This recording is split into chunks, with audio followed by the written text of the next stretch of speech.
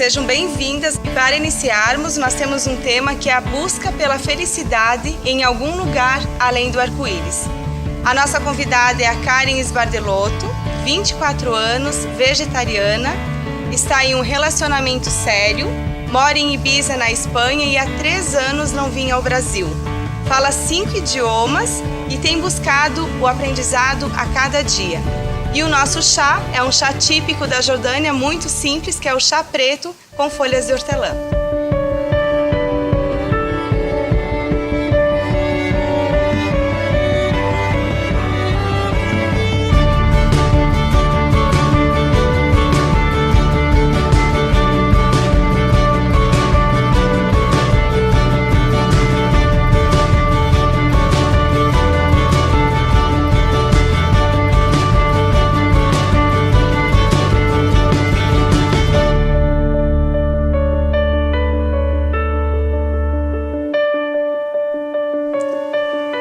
Karen, seja bem-vinda ao Chá das 5 e conta para nós um pouco o que aconteceu em 2009, que eu sei que foi um ano decisivo na tua vida. Bom, 2009 para mim foi um ano que abriu muitas portas, né? Porque foi o primeiro ano que eu fiz a minha primeira viagem, então, para a Europa. E em toda essa busca que eu tinha espiritual, e ainda tenho, né? Eu fui para a Europa para conhecer uma comunidade, onde lá é uma comunidade francesa, onde eles aprendem e convivem todos os dias dentro de um estilo de vida, de ensinamentos. E então eu fui para lá em 2009 para poder estar vivendo um pouco mais de perto tudo isso. E eu fiquei 30 dias então lá, convivendo com essas pessoas, fazendo cursos, seminários.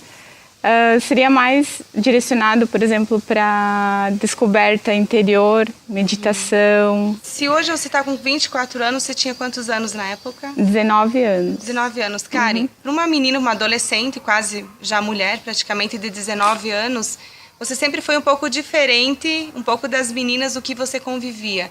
E o que te levou assim a essa busca? O que te inspirou a buscar isso fora? E depois, claro, você teve toda uma história que continuou. O que te marcou antes disso? Assim, antes disso eu era uma menina normal, com os anseios de uma adolescente que pensava em estudar, em fazer uma faculdade, em ter uma família no futuro, né?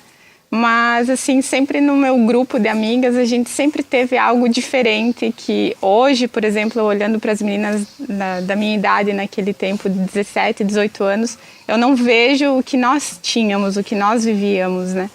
Então, a gente sempre buscava coisas diferentes, conhecimentos, até sobre bruxas, magia, essas coisas assim. Meditação. Dança circular. Naquela época ainda não conhecia, né? Mas, assim, a meditação fui aprender depois, porque eu tinha uma amiga que conheceu isso antes do que eu, quando ela tinha 15 anos, né? Através dos pais dela, porque também é uma opção, eu não digo religiosa, mas uma opção. A fé, né, que todo mundo busca algo para crer, Deus ou uma filosofia de vida. Então, foi através desses amigos que eu pude ter acesso a novos conhecimentos. Então, eu conheci a meditação, que me abriu portas, né, para um mundo que eu desconhecia, que na verdade era o meu mundo interior, que a gente está desconectado, porque no dia a dia o que a gente se preocupa é com o que está fora e não o que está dentro. E a gente vive de uma forma muito mecânica, que durante o dia a gente não para nem um segundo para pensar: nossa, estou respirando, existe o céu, a terra, existem outros seres à minha volta que sentem, que vivem talvez coisas que muitas coisas que eu desconheço. E então você parar um instante do teu dia para fazer uma meditação, seja de 5 minutos, assim, isso muda totalmente. Você acabou se apaixonando por isso tudo. Acabei me apaixonando por tudo isso E junto, deixa eu te interromper, mas junto com essa paixão também houve uma paixão por uma pessoa mais velha, né, na época, e que na verdade essa paixão acabou que encerrando. E como que foi o teu sentimento? Porque você também como toda brasileira que a gente estava conversando antes, a gente se entrega muito para uma relação. A mulher brasileira, além dela ser muito intensa em tudo, quando se fala em paixão, a gente acredita muito no amor, a gente vive aquele relacionamento integralmente. E eu acredito que a Karen não foi diferente. Quando isso tudo acabou, como você se sentiu e o que você fez para reagir, tão nova como você era? Assim, como a porta, por exemplo, da espiritualidade abriu para mim, foi também a porta do amor, do relacionamento, da afetividade, um crescimento em todos os níveis, em todos os planos da minha vida. Então, foi através dessa pessoa que eu pude viver tudo isso. Então, para mim, foi uma iniciação muito importante. Valeu muito a pena. Valeu muito a pena. E como tudo na vida tem seu lado positivo e seu lado nem tão positivo, né? A gente acaba sempre, às vezes, se fechando numa energia um pouco emocional, assim, que acaba sendo destrutiva, né? Então, eu jamais iria culpar alguém ou essa pessoa ou outras pessoas, porque o sofrimento era meu e a decisão também foi minha, então, de mudança. E essa comunidade, né, quando a gente deu o título, a busca pela felicidade em algum lugar além do arco-íris. Essa comunidade francesa, que é uma comunidade espiritual. Quando a gente conversou alguns dias atrás, você me falou um pouquinho da experiência, a questão do desapego. Eu gostaria que você colocasse para as mulheres que estão nos assistindo o que você me contou, aquele quartinho que você tinha que entrar agachadinha para poder dormir, que tudo era dividido. Conta um pouquinho disso para nós, então. Então, assim, como em qualquer lugar do mundo, a gente precisa seguir uma rotina, né? E a gente nunca... Mesmo que seja uma vida espiritual, você também precisa da sua vida material, de uma vida social.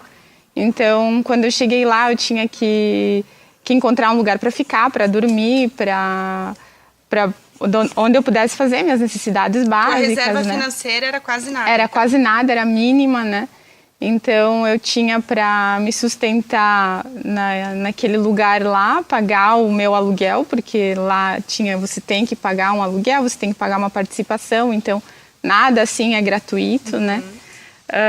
E chegando lá, então, o único lugar que tinha para mim ficar era dentro de um container, de um caminhão, onde era dividido em vários quartos, assim, onde cabia apenas a cama e a minha mala.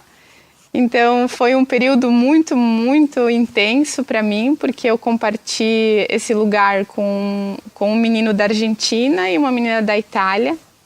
Dentro de um container, Dentro de um container, né? E, assim, foi muito divertido, porque eu pude aprender naquele momento com essas pessoas, né? A parte de todas as outras pessoas que viviam na comunidade. Comida, banheiro, como que era? Então, aí, tudo é comunitário, né? Lá, então, existem várias casas e nessas casas vivem de 5 a 10 pessoas cada casa. E a nossa parte, como era a parte para um lugar onde eram os recém-chegados, a gente tinha uma cozinha em comum e o banheiro, né? Então, era como se fosse um camping. E pessoas, né, de vários países? Sim, pessoas de várias nacionalidades, várias idades, culturas diferentes, costumes diferentes, então... E a Karen lá? E eu lá, pensando, sair de Pinhalzinho, né, com uma cultura assim, que eu não digo limitada, mas mais reservada, assim, porque ir para o mundo, para um lugar que eu não conhecia ninguém, absolutamente ninguém. Então, em busca de um anseio que eu tinha, aquela coisa que eu sentia aqui, eu preciso descobrir. Eu vi algumas fotos suas no Face, lindas, assim, na praia... uma moça tocando violão, vocês todos sentados. Mais ou menos a gente tentou reproduzir um pouquinho disso tudo aqui. E isso, com certeza, assim, te fazia muito bem. Eu acho que te preenchia de alguma forma, porque a gente percebia, assim, que você estava se sentindo parte daquele cenário todo. Era assim que você se sentia lá, parte daquilo tudo? A princípio, quando eu cheguei lá, eu tive uma vida bem restrita, assim, porque lá...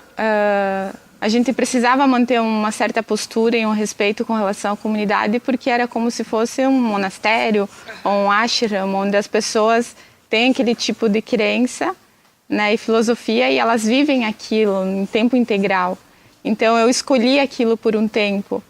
E depois de um tempo, até pelo fato de eu ser jovem, de eu ter toda essa energia, essa vitalidade, eu sentia vontade de viver outras coisas, a parte desse círculo, né, de pessoas que viviam essa parte espiritual. Então eu comecei a me integrar mais no que era a vida da ilha, de Ibiza, festas. Eu não conheço, né? ainda Ibiza, mas todo mundo diz que a parte da ilha é muito bonita, muito afrodisíaca. Sim, muito afrodisíaca, muito exótica. A beleza é imensurável, é mágico estar lá, porque a própria história da ilha tem muita magia, tem muito misticismo, né? Então, é um lugar especial muito para a especial também para a comunidade, até porque, como na Europa se sabe, existia muita perseguição religiosa, né? Principalmente na França. Então, a maioria deles são franceses, a comunidade é de origem francesa. E eles viajaram o mundo, foram para Tahiti, viveram vários anos na Polinésia. Então, aí depois eles estavam procurando um lugar onde fosse mais fácil de poder viver isso sem preconceito, julgamento, sem aquela perseguição. O preconceito ele acaba, né, limitando.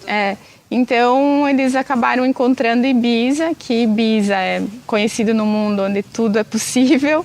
Então, eu fui para lá sem saber muito do que era Ibiza, ou se existia Ibiza no mapa, eu não sabia, eu só sabia da existência dessa comunidade. Eu acho, desculpa te interromper, Karen, mas assim, você falou uma palavra bem legal que é o preconceito. Né? Se a gente for ver hoje, a gente até pensou, quando nós pensamos no chá das 5, e como você também, você está vindo de um lugar diferente, com uma cultura diferente. Por exemplo, se a gente olha para o narguile, existe todo um preconceito sobre o narguile, né? Esse, no caso, que veio da Jordânia, e a essência também que é de cereja, e a gente vê que o que a gente tem, às vezes, aqui como algo errado, como algo todo cheio de preconceito, por exemplo, na Jordânia, no Egito, Israel, na própria Espanha, em muitos lugares aonde você vai, em qualquer restaurante, as pessoas, antes de você receber qualquer menu, as pessoas te trazem um narguile, perguntam o sabor que você quer, e é como se fosse um costume, como se fosse até um chimarrão, né? Então, acho que essa questão do preconceito, ela é bem importante. E ela faz com que a gente cresça também, né? Porque às vezes eu não consigo te compreender, porque a história que você viveu, só você viveu. Como você também não vai conseguir me compreender. Karen, vou te convidar para tomar um chá. O nosso chá também é inspirado em outra cultura, em outro país. É muito comum. Mas, por exemplo, assim, na Jordânia, as pessoas tomam muito chá preto com uma folhinha de hortelã, para lembrar também da plantinha viva e não de tudo industrializado. Vamos tomar um chá, então? Vamos.